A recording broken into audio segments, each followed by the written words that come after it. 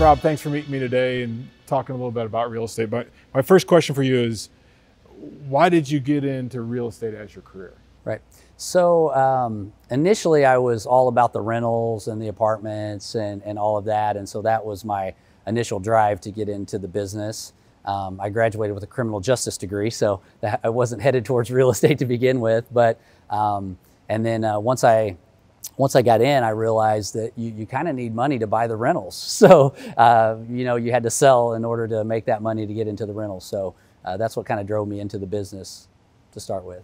And so did you start that in Warrensburg, or were you here? So I was in Overland Park. Okay. I just answered an ad in the Kansas City Star and actually went in and interviewed, and I came home and told my wife that I crushed the interview, and they gave me the job on the spot and gave me a desk and a phone, and she said, well, how much does it pay? And I said, $0. And she looked at me like, well, yeah, dummy, of course you crushed the interview. They're not paying you anything. So that's how I got started. So I was 2 years over there. And then Jerry called me and said, I want to talk to you about coming over. So been at ReeceNichols ever since. I want to know, I know a little bit about your background in basketball, but I want the pumped out chest, not humble Mike Frazier to tell me about high school, college, and what a stud you were on the basketball court back in the day. You know, I love basketball, and that's why it made it so easy for me to play. So high school, I didn't start. I was the sixth man off the bench, but I played a lot more than some of the other players. So I was never the superstar. And this kind of has melded into how I work. Is like I just tried to work harder than everybody else. And so from there, William Jewell was a good school from an academic standpoint, and I had decent academics. I had an academic scholarship to go there, and I talked to Coach Holly and said, hey, can I walk on and play? And so I played JV there for just 2 years, and then I was like, had to make a decision. Am I going to study or am I going to play basketball? And so I retired and went to I was the superstar of the intramural league from then on out. I've got that title as well. So. All right. So you've closed over $400 million this year. That will be the most ever in Kansas City. So congratulations on that. Thank you. Another record. And you were here in your great gym. It's beautiful, and it's a great place to play and have fun. But if you could go back and talk to your 25-year-old self and tell him one thing, what would you tell him? Right. I think I would start more quickly with giving up the mundane tasks.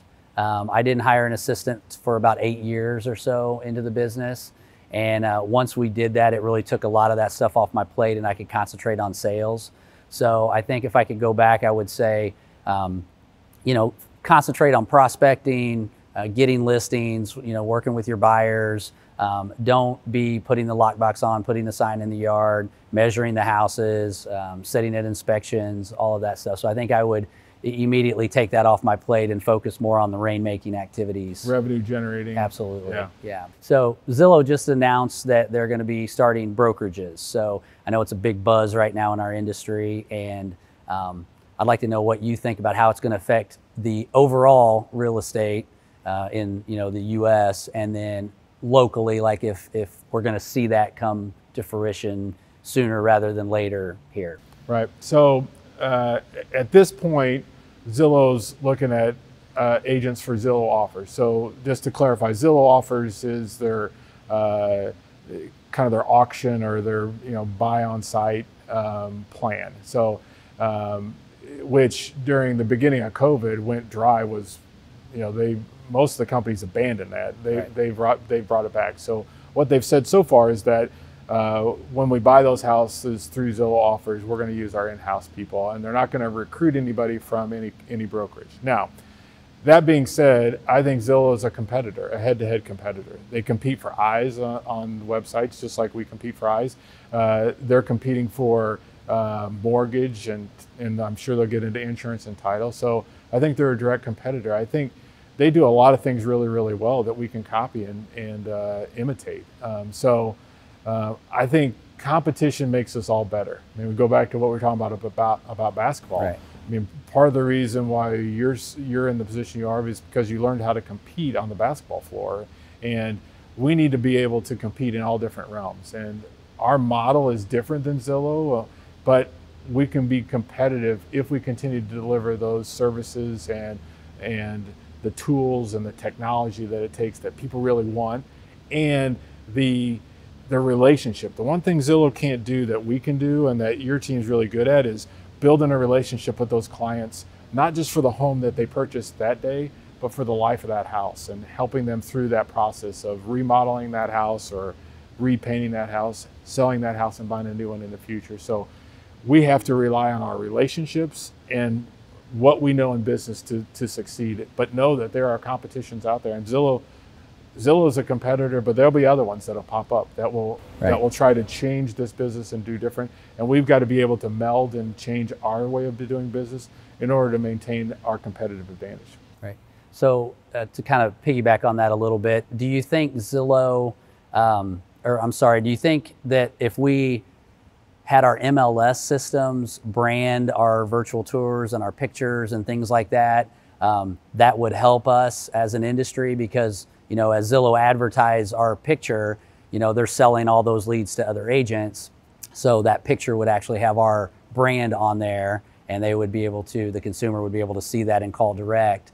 That's one way that I know is talked about, but do you see that as? Well, we're looking at that. I think the other thing we have to be mindful of is we're giving this information to Zillow for free, and they're turning around and trying to sell it to us. So is that the right way we have to do business? Or is there another way? Can we better partner with Zillow? Do we have to give everything? You know, we've done some things with Zillow where our agents are the first agent on those listings, so it says listing agent, and using our 30+% market share to demand different things out of Zillow. And I think anything's on the table. Can we brand those pictures? Can we talk to Zillow about getting those leads back to us? Or what kind of business model can we work with them? Or what can we do to compete head to head with them, so maybe we don't have to put as many of our listings on Zillow? And some of that can go back to Home Services of America. You know, we're the #1 company as far as units across the United States. Well, how can we leverage the Edina Realties, the Iowa Realties, the Long and Fosters, and the ReeceNicholses together? And so maybe we compete head to head on a national level from a syndication standpoint with Zillow. Again, it's all about competition. It's all about not being afraid of that competition, but saying, okay, that's the way they're doing business. How do I compete against them and win?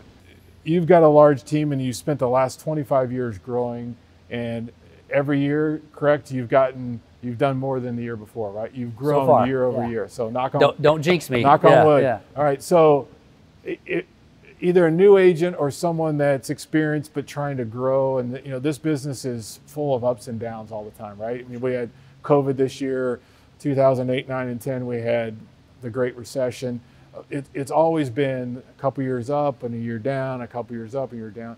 What advice would you give to those people that are sitting out there and saying, how do you grow on a consistent basis? What's your mindset from a leadership standpoint to give them advice? So I would say the #1 thing would be surround yourself with the right people and the right company. And honestly, I would say that even if we weren't on camera here today. So, agents don't do a lot of research when they start their business, and a lot of our industry is, I'm just going to sell houses to my friends and family or whatever. But truly, like, things that I think are conflict of interest, like brokers that sell, I personally don't want to be there, right? So we've got several brokers. I've got 5 offices here in Kansas City with you, and all the brokers do nothing but help us grow. So when you've got a broker that is actually selling, their focus isn't on your growth. So how do we grow 25 straight years? Because everybody's helping us grow. It's not just me. It's not just my team, and they do a great job of it, but the brokers also step in and help. And then if agents own part of the franchise, it's a conflict of interest. Those agents the owners aren't there to help you grow. As corporate, and I know you're not an owner, but as corporate, you're considered kind of the ownership, right? And you're helping us grow. And you and I always have lunch, and what can I do? You say, what can I do to help you get better? And so all of that combined is just, it's fuel for the growth, right? And I truly believe that if you don't surround yourself with the right people, get out of any negative situations. If you hear people complaining about a company or something like that, get out. Nothing's perfect. Our team's not perfect. So you want all the negative Nellies to go away, and you want to focus on the positives and be around people who want to help you grow. Right. Awesome. My next question is for all of us ReeceNichols people out there. What growth opportunities do we have at ReeceNichols as a company, and what are you looking at in the future in terms of growth? Right.